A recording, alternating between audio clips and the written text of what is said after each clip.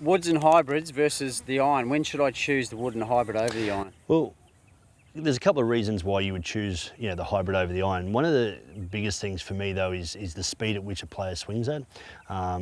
Given that we've just got a good lie and everything's normal, a lower speed player, is going to struggle once they get to probably maybe even 5-6 iron to actually hit the ball any further than what they would with the higher irons.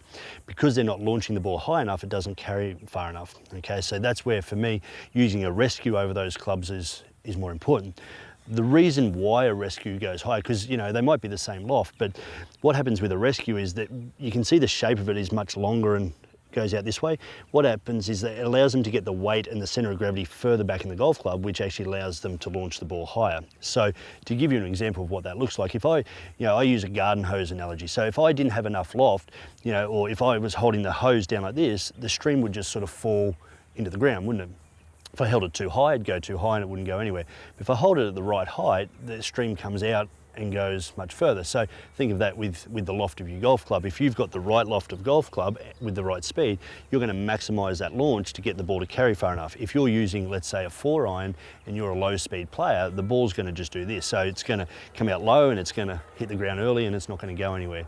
And then the thing we see from that is then, poor movement patterns and things like that to try and get the ball in the air. So, like I said, if you're a low speed player, probably more rescues, and even over your fairway woods, I think I'd go to a 5 wood or even a 7 wood if I was a lower speed player, rather than trying to hit the 3 wood.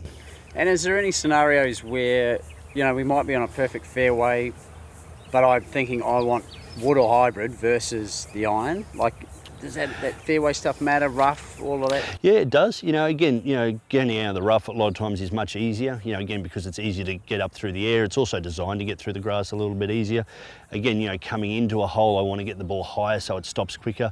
One of the things you see a lot of times when people hit long irons, even if they hit them well, the ball lands and it'll run through the back of the green. And as we all know, over the back of the green is not real great. And a wood versus a hybrid, when do I choose the difference between those? Okay. Again, same sort of thing. It depends on how far I've got to go. One of the things for me is a lot of players have been taught that, the driver goes the furthest, the 3 wood goes the next furthest, the 5 wood. But unfortunately, again, for a lot of players, they don't hit the ball hard enough to get the most out of their 3 wood. So for those people, I would suggest to go to the 5 wood.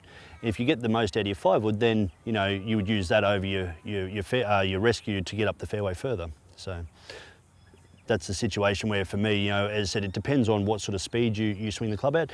But again, I think a lot of people try to use not enough loft, and inevitably they don't hit the ball far enough because of that.